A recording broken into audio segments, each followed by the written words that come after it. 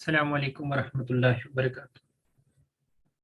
Welcome dear friends. I welcome you all to EACT classes. In today's lecture, we will be talking about polynomial rings.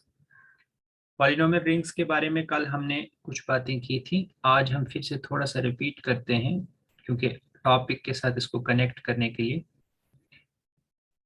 Polynomial ring को हम कैसे define करते हैं? अगर मेरे पास R एक कम्यूटेटिव रिंग है, if I have R as commutative ring, तो पॉलिनोमियल रिंग जो है उसे हम Rx से डिनोट करते हैं. और ये किस तरह से डिफाइन होती है? This is A0 plus A1x plus A2x plus and so on plus ANxn, where these A0, A1, A2 and An, they come from this commutative ring with unity, and An is not equal to 0. This is called polynomial ring.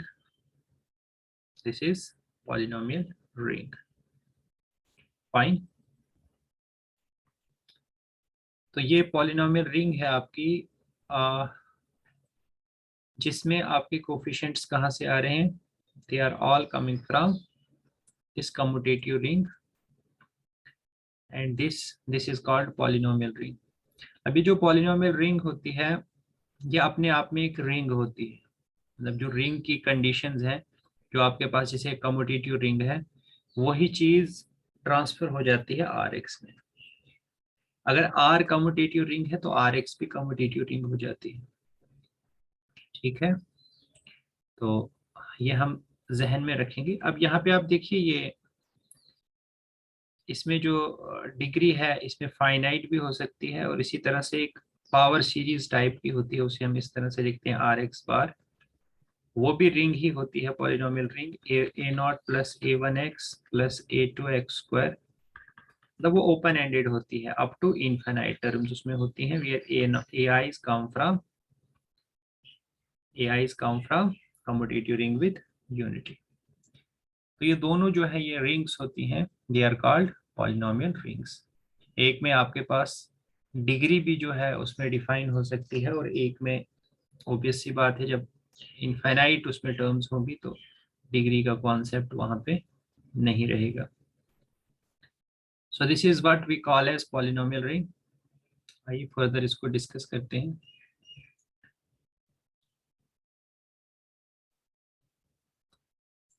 तो ये polynomial ring है आपकी. सम of to polynomial जो है वो भी एक polynomial ही होता है. तो ये कंपोजिशन डिफाइन हो जाएगी. इसी तरह से प्रोडक्ट ऑफ टू पॉलिनोमियल जैसे पॉलिनोमियल, और बाकी प्रॉपर्टीज भी सेटिस्फाई हो जाती हैं. तो अगर R कम्यूटेटिव है तो Rx भी कम्यूटेटिव हो जाएगा. अब देख सकते हैं, अगर R commutative ring with unity है तो Rx भी कम्यूटेटिव रिंग विद यूनिटी है. इसी तरह से एक इम्पॉर्टेंट रिजल्ट है कि अगर R एक इंटीग्रल डोमेन है तो Rx भी क्या हो जाएगा? Integral domain. मतलब this property of being integral domain, this is transferred to polynomial ring. Example इसकी देखिए आप, इसका जो प्रूफ है it's not that difficult. Suppose हम R एक इंटीग्रल डोमेन लेते हैं, ये आपकी होगी polynomial ring. Obviously this contains polynomial rings of degree n. तो मैं एक polynomial ring of degree n लेता हूँ, फिर मैं दूसरी पॉलिनोमियल रिंग लेता हूँ. ओके,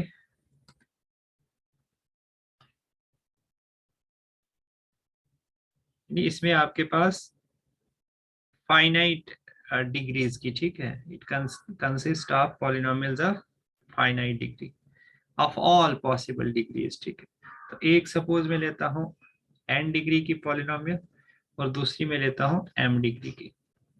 अब मैं इन दोनों को प्रोडक्ट लेता हूँ, तो इन दोनों का प्रोडक्ट क्या होगा? It will be a polynomial of degree n+1. And more importantly, if you see, an is not equal to 0 and bn is bm is not equal to 0. तो an into bm भी क्या हो जाएगा? Not equal to 0. इसकी help से fx into gx भी क्या हो जाएगा? Not equal to 0. This will also be not equal to 0.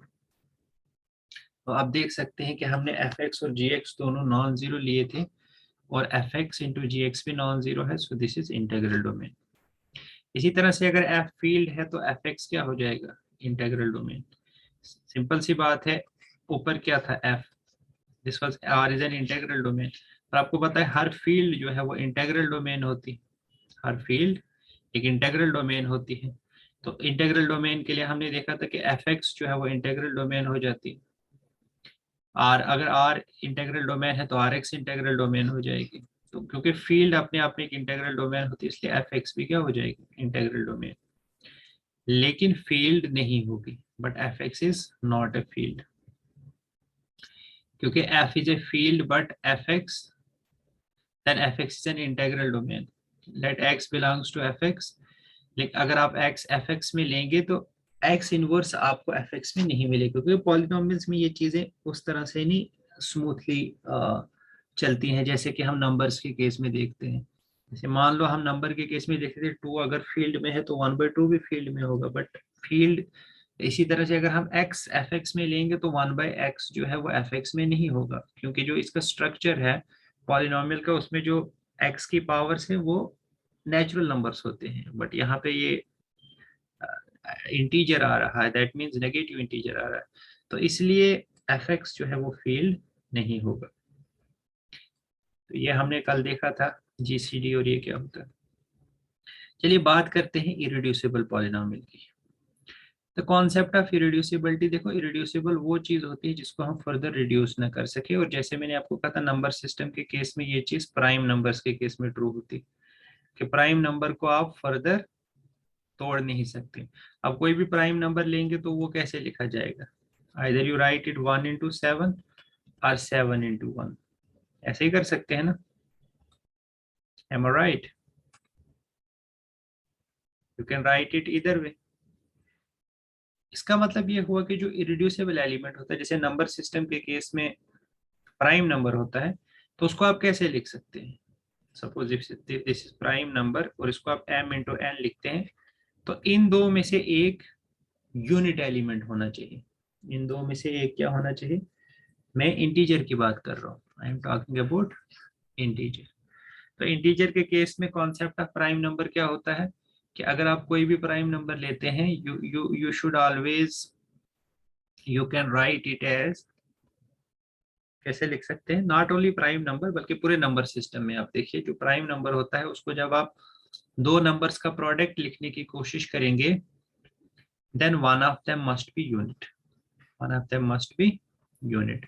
जैसे आप 11 ले रहे हैं तो 11 को आप कैसे लिखेंगे, 11 into 1, जिसमें आपका इधर दिस और this must be unit.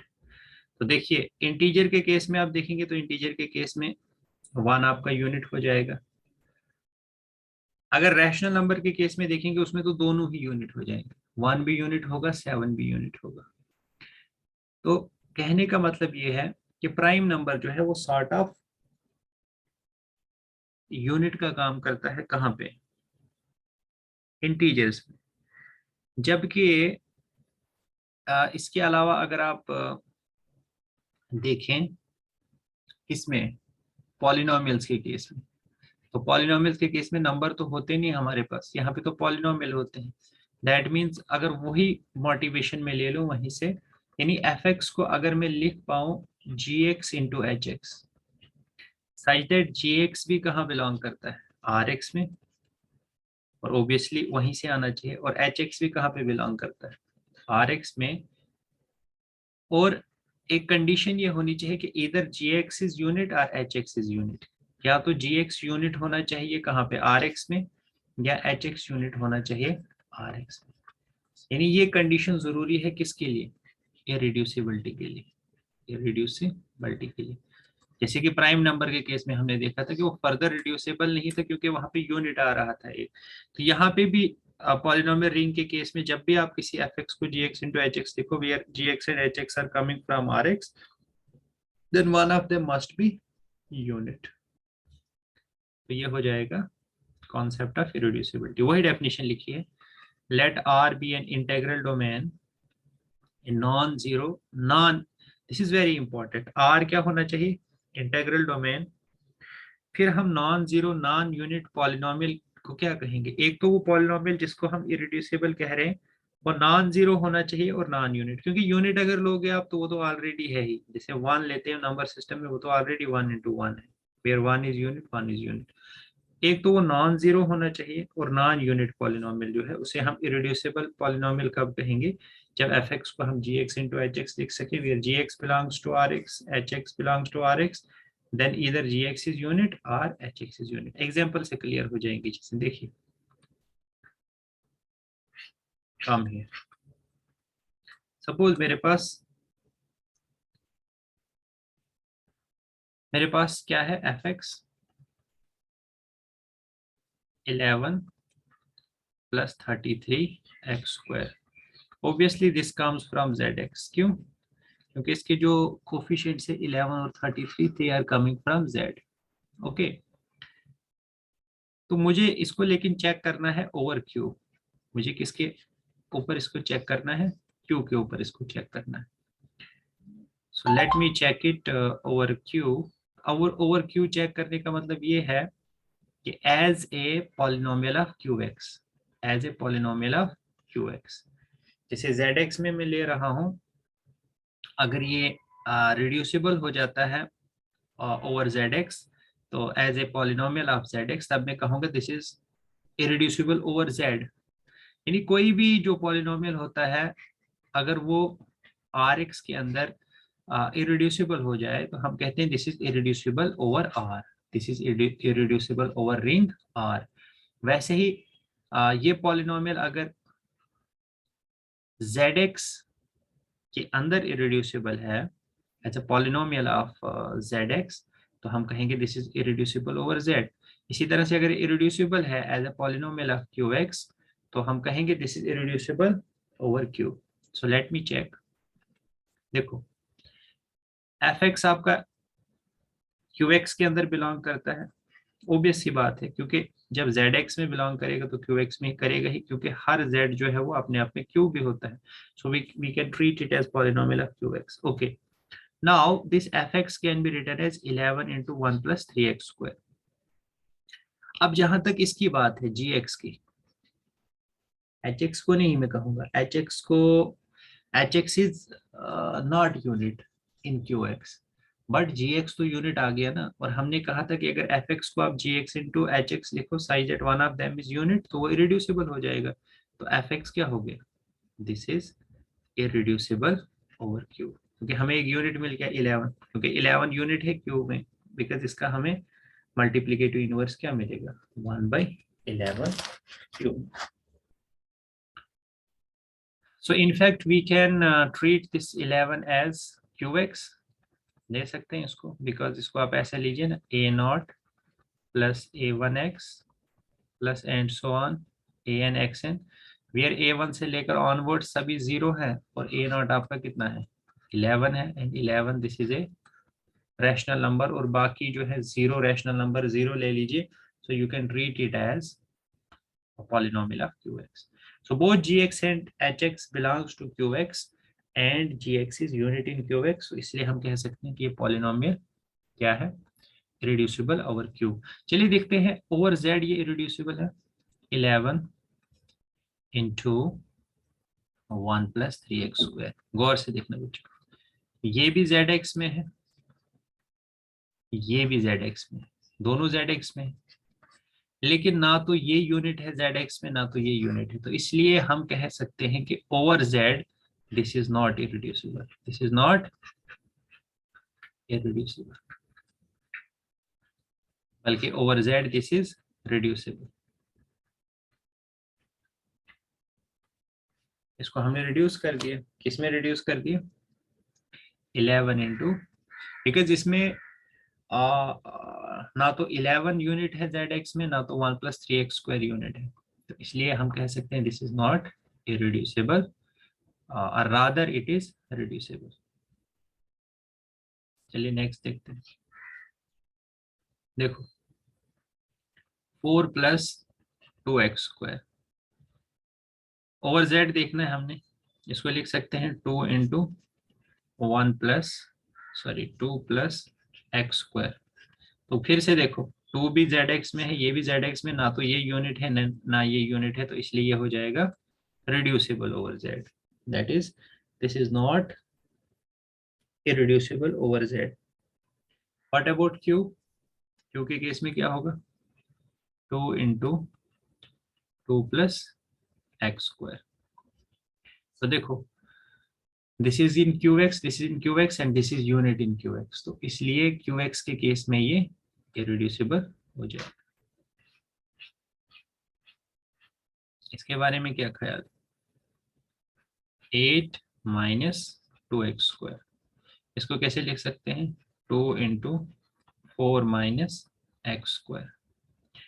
QX की बात हो रही है, गौर से देखना।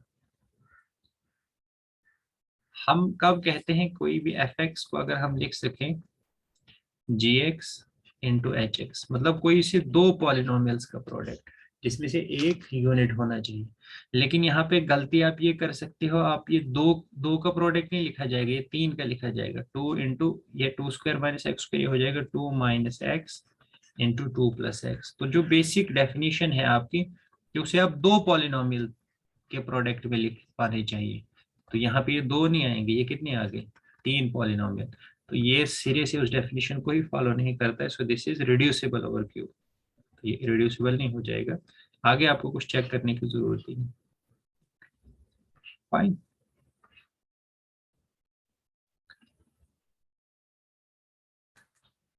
यहाँ पे एक इम्पॉर्टेंट नोट है।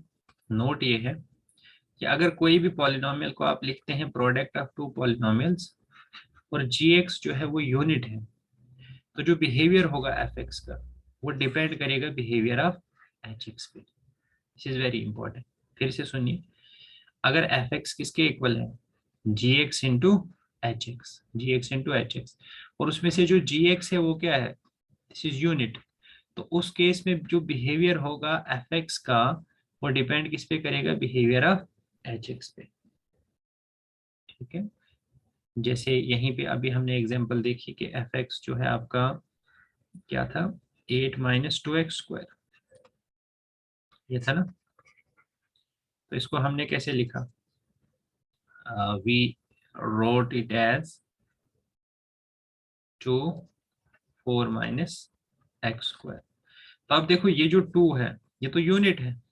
अब जो fx का बिहेवियर है ये किस पे डिपेंड करेगा? इस पे। अगर ये इरिड्यूसिबल है तो ये भी इरिड्यूसिबल हो जाएगा, और अगर ये रिड्यूसिबल है तो ये भी रिड्यूसिबल हो जाएगा। लेकिन ये यहाँ पे इरिड्यूसिबल नहीं हुआ, ये तो रिड्यूस हो गया। ठीक है ना। तो इसलिए इसका बिहेवियर जो है, इस पूरे का बिहेवियर, क्योंकि ये यूनिट हो गया, इसका बिहेवियर किस पे डिपेंड करेगा? यूनिट को छोड़ के जो आपके पास पॉलिनोमियल, अगर वो इरिड्यूसिबल है ये भी इरिड्यूसिबल हो जाएगा, वो रिड्यूसिबल है तो ये भी रिड्यूसिबल हो जाएगा। नेक्स्ट देखिए, अगर आपके पास fx क्या है? एक non zero non unit polynomial है rx का, और gx आपका यूनिट है rx में। gx क्या है? यूनिट है आपका rx में। तो gx इंटू fx जो है इरिड्यूसिबल हो जाएगा, then fx is irreducible over r। गौर से देखिएगा, fx आपके पास एक non zero non unit polynomial है rx का, एक non zero non unit polynomial है rx का, और gx आपके पास यूनिट है rx में। तो अगर gx इंटू fx इरिड्यूसिबल हो जाएगा तो fx भी क्या हो जाएगा? इरिड्यूसिबल हो जाएगा। वही बात जो मैंने ऊपर कही थी। देखिए, मान लो ये fx है आपका, और इसको आप कैसे लिख रहे हो? ये fx जो है this is non zero non unit. कहने का मतलब ये है कि जो non zero non unit polynomial होता है उसे अगर आप पॉलिनोमियल के यूनिट के साथ मल्टीप्लाई कर दो, उसे अगर आप पॉलिनोमियल की किसके साथ, if you multiply this with unit of polynomial, तो अगर यूनिट से मल्टीप्लाई करने के बाद वो इरिड्यूसिबल ही रहता है, अगर यूनिट से मल्टीप्लाई करने के बाद वो इरिड्यूसिबल ही रहता है, तो उस केस में fx भी क्या हो जाएगा? इरिड्यूसिबल। यानी जो non zero non unit polynomial है वो भी क्या हो जाएगा? Irreducible. I repeat once again, if you have a non-zero non-unit polynomial of rx which up till is not up till this point of time this is not irreducible, लेकिन अगर unit से multiply करने के बाद वो irreducible होता है, तो यूनिट से मल्टीप्लाई करने के बगैर भी वो क्या होगा, इरिड्यूसिबल ही होगा। तो ये यूनिट टेस्ट, मतलब यूनिट से मल्टीप्लाई करने के बाद आप उसको चेक करेंगे, अगर वो वैसे इरिड्यूसिबल हो रहा है तो बगैर यूनिट के भी वो इरिड्यूसिबल हो जाएगा। देखिए इसको,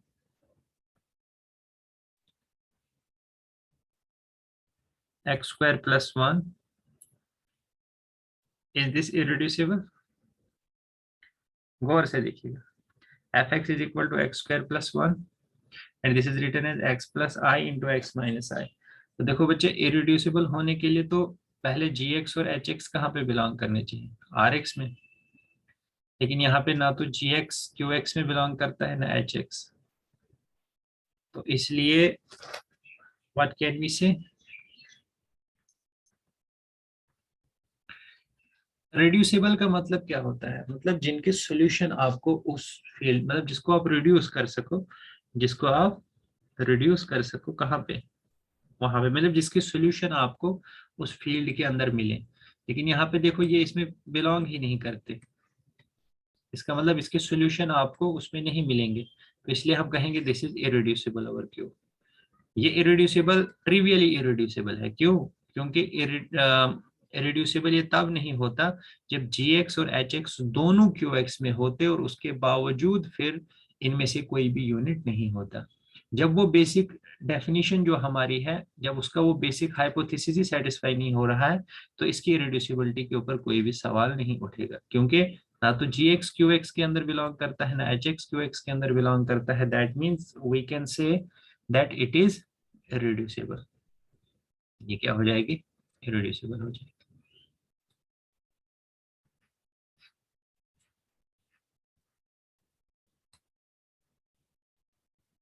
अब इसको देखिए, x² + 1 को हमें प्रूव करना है कि this is irreducible over r but not over qi। तो गौर से देखिए बच्चों, fx किसके इक्वल हो जाएगा, x + i और x - i। फिर से देखो, ना तो gx rx में बिलोंग करता है ना ही hx rx में बिलोंग करता है, क्योंकि आयोटा जो है वो r में बिलोंग ही नहीं करता है। तो इसलिए हम कह सकते हैं दिस इज ट्रिवियली इरिड्यूसिबल। लेकिन अगर हम इसको QI या C में देखें, देखो x² + 1 जो है, C को ना आप चाहे, हाँ, C के केस में आप देखिए, C हो जाता है आपका a + ib where ab belongs to r, ठीक है। तो x + i where 1 and i they come from C, और यहाँ पे भी 1 और -i they come from C। तो इसलिए दोनों बिलोंग करते हैं कहाँ पे, सी में बिलोंग करते हैं, और दोनों क्यू आई में भी बिलोंग करते हैं। क्यू आई क्या हो जाएगा, a + ib where A B belongs to Q. तो ये दोनों जो है वो क्यू आई में भी बिलोंग करते हैं, सी एक्स में भी बिलोंग करते हैं, क्यू एक्स में भी बिलोंग करते हैं। सच दैट ये प्रोडक्ट है दो पॉलिनोमियल्स के, लेकिन उनमें से कोई भी यूनिट नहीं है, तो इसलिए ये इरिड्यूसिबल नहीं होंगे। In fact they are reducible in C. Clear? चलिए बात करते हैं इसकी x² - 2 की। x² - 2 को हम लिख सकते हैं x - √2 × x + √2। लेकिन यहाँ पे ना तो x - √2 qx में होगा ना x + √2 qx में होगा, तो ट्रिवियली ये इरिड्यूसिबल हो जाएगा q में। लेकिन जब r की बात करेंगे तो r के केस में दोनों r rx में बिलोंग करेंगे। इसको ऐसे लिखेंगे, they belong to rx, this also belongs to rx, but इनमें से कोई भी यूनिट नहीं है, इनमें से कोई भी यूनिट नहीं है कहाँ पे, rx में। neither gx nor hx is unit in rx, तो इसलिए हम कह सकते हैं कि fx is not irreducible। irreducible होने के लिए इनमें से एक यूनिट होना चाहिए था, बट नहीं है। इसको देखते हैं, देखो बच्चे, इसको चेक करना है। इसको पहले आप देखिए, इसको इसको फैक्टराइज कर सकते हैं, x² 1 + x, तो gx भी zx में बिलोंग करता है और hx भी zx में बिलोंग करता है, लेकिन ना तो gx यूनिट है ना hx यूनिट है। सिमिलरली ओवर q अगर आप इसको देखेंगे तो ये भी qx में बिलोंग करता है, ये दूसरा भी qx में बिलोंग करता है, लेकिन इनमें से कोई भी यूनिट नहीं है, तो इसलिए these will not be irreducible। Similarly यहाँ पे आप देख सकते हो you can see some more examples. अब ये बहुत इंपॉर्टेंट क्राइटेरियन है, इस पे क्वेश्चन सीधा डायरेक्टली पूछा जाता है आपको। अब इसमें आप चेक कैसे करना है आपको, कोई भी n डिग्री पॉलिनोमियल आपको दी गई होगी, आपने करना क्या है, अगर एक प्राइम नंबर आपको मिलता है, if you are given an n degree polynomial, गौर से देखना, this is a nought, this is a1 is something with x, a2 is something with x square and an is something with xn।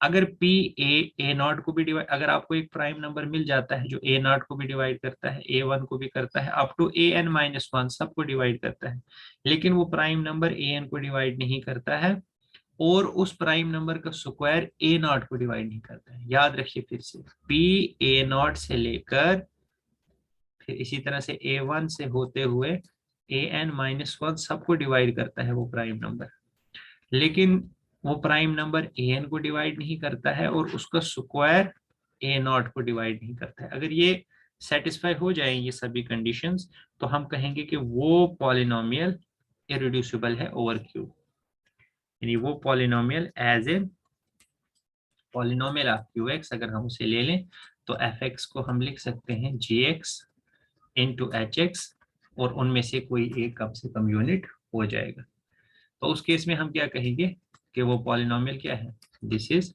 Irreducible over Q, यानी irreducibility over Q हमें बताता है Einstein criterion of irreducibility, this tells us irreducibility over Q. Example देखते हैं, देखिए जैसे इसको देखिए आप गौर से देखिए, मैं चूज करता हूँ two, prime number two choose करता हूँ, देखिए टू टू को डिवाइड करता है, ठीक है, ए नॉट को भी करता है, a1 को भी करता है, a2 को भी करता है, a3 को भी करता है, यानी यहाँ पे आपका n जो है वो a5 है, ठीक है। तो a5 को नहीं करता है क्योंकि 2 डज नॉट डिवाइड्स 1, तो एक कंडीशन सेटिस्फाई होगी। और दूसरी चीज क्या थी कि जो 2 स्क्वायर है वो a नॉट को डिवाइड नहीं करना चाहिए, p स्क्वायर a नॉट, मतलब 4 जो है वो a नॉट दैट इज 2 को डिवाइड नहीं करते, तो 4 2 को डिवाइड नहीं करता है। सभी कंडीशन सेटिस्फाई हो गई, ठीक है, बिकॉज सभी कंडीशन सेटिस्फाई हो गई, तो इसलिए हम क्या कह सकते हैं, we can say that F x is irreducible over Q, this is irreducible over Q, ठीक है।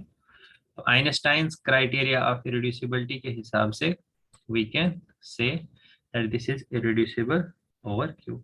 लेकिन याद रखना, ये जो आपने पॉलिनोमियल लेना है ये हमने लेना है ओवर जेड एक्स, इरेड्यूसिबिलिटी हम क्यू एक्स के ऊपर चेक कर रहे हैं, लेकिन पॉलिनोमियल कहाँ पे लेना है, जेड एक्स में। मतलब ये जो ए नॉट है, a1 है, a2 और an, ये सब के सब क्या होने चाहिए, ये मस्ट बी इंटीजर। मतलब ऐसा नहीं आप कोई ऐसा पॉलिनोमियल ले लेंगे, मतलब इस तरह का, suppose 2 plus 1/3x plus 3/5x square, तो उस पर आप आइंस्टाइन से रिड्यूसिबिलिटी क्राइटेरिया लगाए नहीं। पॉलिनोमियल आपने लेना है जेड में और उसकी रिड्यूसिबिलिटी चेक करनी है ओवर क्यू, ठीक है। तो वही वाले पॉलिनोमियल चेक होंगे इसके थ्रू जिसके कोफिशिएंट्स जेड से आ रहे हो या जो जेड एक्स में बिलोंग करते हैं। तो उसमें अगर ये कंडीशन सेटिस्फाई हो जाती है तो ओवर क्यू इरेड्यूसिबिलिटी चेक हो जाएगी। यहाँ पे देखो फिर से इसके सभी कोफिशिएंट जेड से आ रहे हैं, जरा चेक करो। प्राइम नंबर हम क्या लेते हैं, 2 लेते हैं, सपोज 2 6 को करता है, 8 को करता है, 6 को करता है, 12 को करता है, 1 को नहीं करता है, और 2 स्क्वायर जो है वो 6 को नहीं करता है, तो इसलिए ये भी इरेड्यूसिबल हो जाएगा over Q by Einstein criterion of irreducibility. इसमें देखिए 2 12 को करता है, 18 को करता है, 6 को करता है, 24 को करता है, 1 को नहीं करता, लेकिन 2 स्क्वायर 12 को कर लेता, तो इसलिए यहाँ पे आइंस्टाइन क्राइटेरिया नहीं लगेगा 2 को चूज करके। सपोज मैं 3 को चूज करता हूँ, 3 इसको भी करेगा, इसको भी करेगा, इसको भी करेगा, इसको भी करेगा, 3 1 को नहीं करेगा और 3 स्क्वायर 12 को नहीं करेगा, तो कम से कम एक प्राइम नंबर मिलना चाहिए। सो 3 जो है ये प्राइम नंबर उस सभी कंडीशन को सेटिस्फाई करेगा, कम से कम एक प्राइम नंबर मिलना चाहिए, तो वो मिल गया, तो इसलिए ये भी इरेड्यूसिबल हो जाएगा ओवर क्यू, और साथ में कोफिशिएंट्स में जेड से ही आ रहे हैं, तो नो प्रॉब्लम। ये जो एक्स स्क्वायर प्लस 1 है, this is irreducible over Q but not satisfy irreducibility criterion.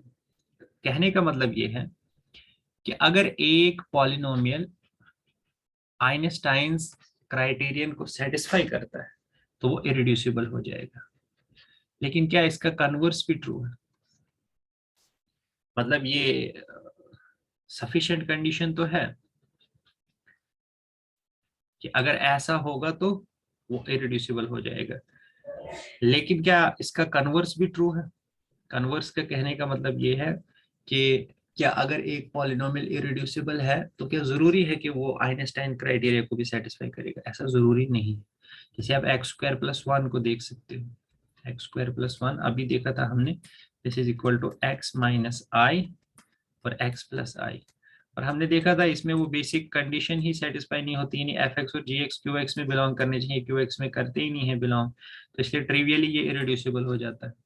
तो ये इरेड्यूसिबल तो है ओवर क्यू, लेकिन क्या ये आइंस्टाइन क्राइटेरिया को सेटिस्फाई करता है? चूज कर सकते हैं कोई प्राइम नंबर? बिल्कुल ही नहीं, जो वन को डिवाइड करे और वन को फिर ऐसा, तो इसलिए आइंस्टाइन क्राइटेरिया जो है वो सेटिस्फाई नहीं हो रहा है। तो जरूरी नहीं है कि अगर एक पॉलिनोमियल इरेड्यूसिबल हो तो वो आइंस्टाइन क्राइटेरिया को सेटिस्फाई करे। हाँ, अगर आइंस्टाइन क्राइटेरिया को सेटिस्फाई कर रहा है तब तो इरेड्यूसिबल हो जाएगा ओवर क्यू। इसके बारे में क्या ख्याल है? एक्स स्क्वायर माइनस टू, फिर से देखिए बच्चों इसमें पी को चूज किया, ऐसे लिखा करो इसको, minus two plus x square. देखो two divides minus two, two does not divides one, और जो टू स्क्वायर है this does not divides minus two. Satisfy हो रही condition. So by Einstein's criterion of irreducibility this is irreducible over Q. ठीक है, fine, okay. तो अगर हम लिखें x square minus two is x square minus under root 2 का square minus under root 2। अब देख सकते हो ना, तो ये क्यू एक्स में बिलोंग करता है ना ये क्यू एक्स में, तो ट्रिवियली इरेड्यूसिबल है, और वैसे भी हमने आइंस्टाइन क्राइटेरिया से भी देख लिया। सिमिलरली इसमें कुछ और एग्जांपल आप देख सकते हो। अब कुछ रिजल्ट्स होते हैं हमारे पास। रिजल्ट्स क्या है?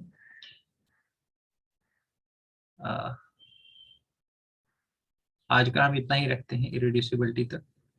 कल हम फर्दर जो है इरेड्यूसिबिलिटी को देखेंगे, कल हम इरेड्यूसिबिलिटी को खत्म कर लेंगे और उसके बाद फील्ड एक्सटेंशन को भी देखेंगे। So this is all I have for you guys today. Thank you so much and have a nice day.